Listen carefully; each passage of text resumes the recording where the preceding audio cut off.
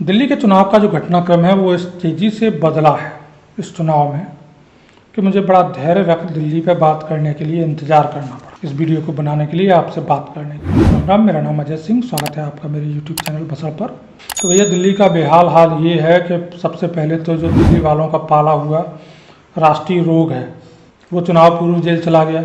फिर भारत के न्याय, इतिहास और विधान को ताक पर रख के मिलॉर्ड ने पहली बार एक चमत्कारिक फैसला किया। किसी अभियुक्त को इस चीज़ के लिए जमानत दे दी कि जाओ भैया चुनाव का प्रचार कर लो। आसान है, अब कोई भी हत्यारा, कोई भी जेब कतरा, कोई भी चोर चक्का जो जेल में बहुत दिन से सड़ रहा है वो चुनाव का पर्चा दाखिल करेगा और कहेगा लाओ जी जमानत दो। जब एक को मिल गई है तो औरों को भी मिलनी चाहिए, बुराई क्या है।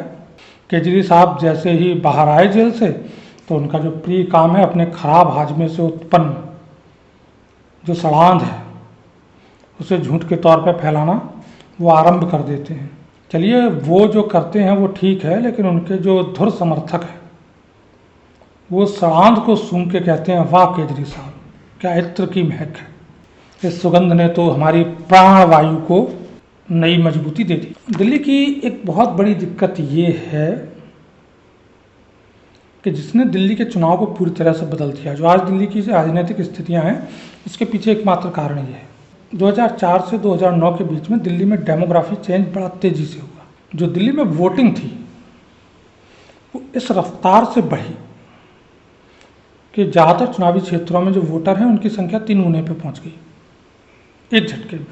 अब ये जो नए वोटर मिले, इन्होंने जो दिल्ली का मूल निवासी था, जो दिल्ली के आसपास के गांव के लोग थे, जिनमें जाट, गुर्जर, अहीर थे, त्यागी थे, दलित भी थे, उन्हें अल्पसंख्यक कर दिया। और जो शहरी दिल्ली है उसमें पंजाबियों का वर्चस्व हुआ करता था, खासतौर पर ये रिफ्यूजी कहे जाते हैं उनका। लेकिन जो नया बदलाव हुआ उसने इन सबको अल्पसंख्यक कर दिया और दिल्ली में वर्चस्व स्थापित हो गया जो बाहरी स्टेट से, खासतौर पर पूर्वांचल और बिहार से आए हुए लोग थे, जो अपनी रोजी रोटी की तलाश में दिल्ली आए और फिर वहाँ पे रहने लगे, वहाँ पे वोटर बन गए। तो सच्चाई ये है कि आज की डेट में अब दिल्ली प्रभियों की है और पूर्व से हुए इस भयावह पलायन ने दिल्ली को भीड़ से खचाखच भर दिया है। इतना भर दिया है कि शायद दिल्ली में अब जगह शेष नहीं है। अगर मैं सच बोलूँ, दड़बेनुमा घरों में किस्तों में रह अपनी ज़िंदगी गुजार रहे ये लोग, जिनका ध्येय दिल्ली में बस अपने जहाँ से वो मूल स्थान से आए हैं वहाँ से कुछ बेहतर ज़िंदगी की तलाश और अपनी रोजी रोटी कमाना है, क्योंकि इसी उद्देश्य को लेकर के ये वहाँ से चले थे।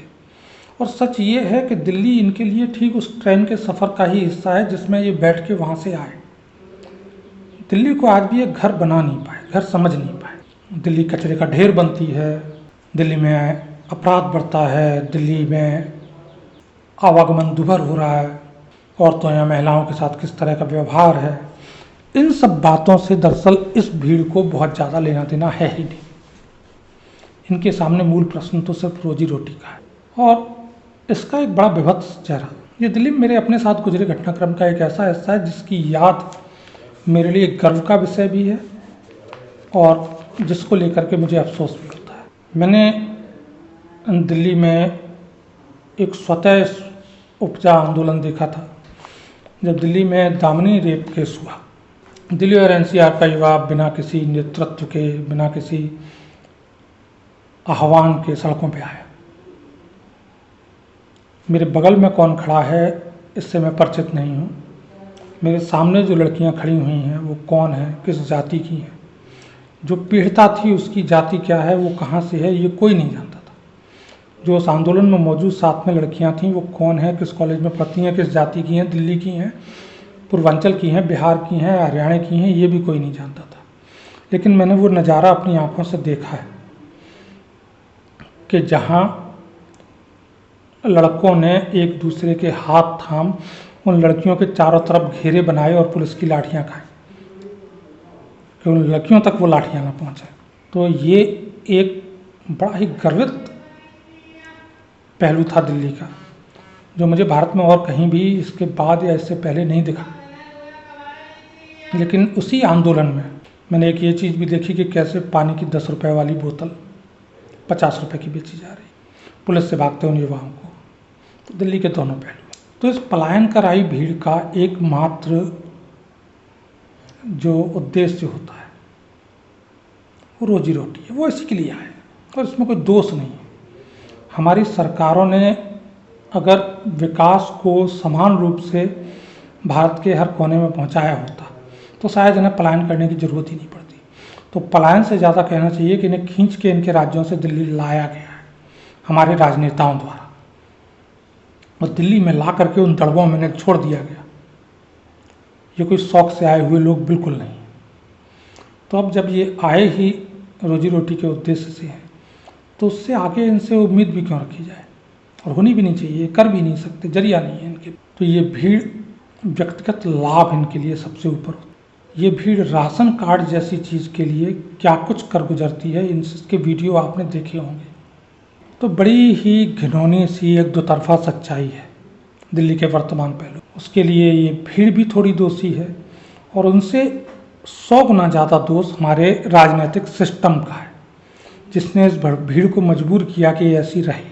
और ऐसा भी नहीं, दिल्ली में इस भीड़ का भरपूर शोषण हुआ है, आर्थिक, दैहिक, सामाजिक, हर तरह से शोषण हुआ है।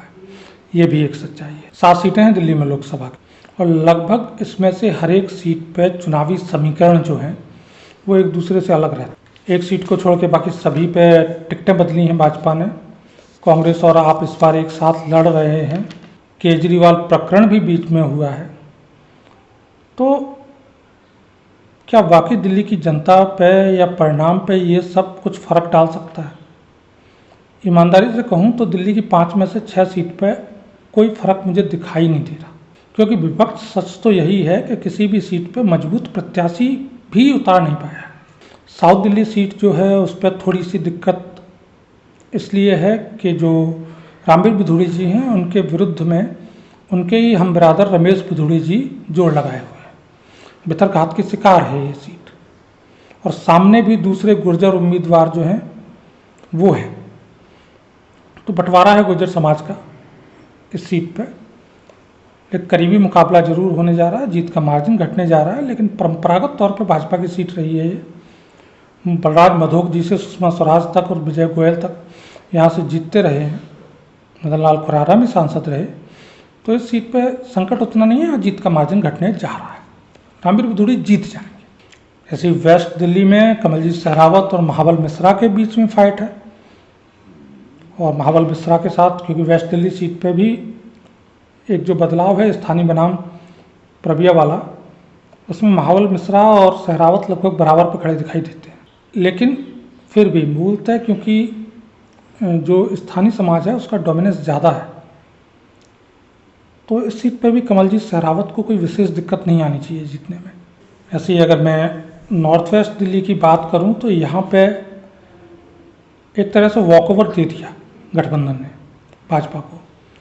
यहाँ जो आपका उदित राज है बेहद कमज़ोर प्रत्याशी है और ये नहीं लड़ पाएगा, और ना ही जीतने की दूर दूर तक कोई संभावना उत्पन्न कर पा रहा है। सांसद जब ये भाजपा से रहे भी, उस समय भी उदित राज का जो व्यवहार था बड़ा ही शानदार रहा था अपने क्षेत्र की जनता के साथ। तो क्षेत्र की जनता भी उसे याद रखे हुए है। तो भाजपा को यहाँ भी आसान जीत मिल जाएगी।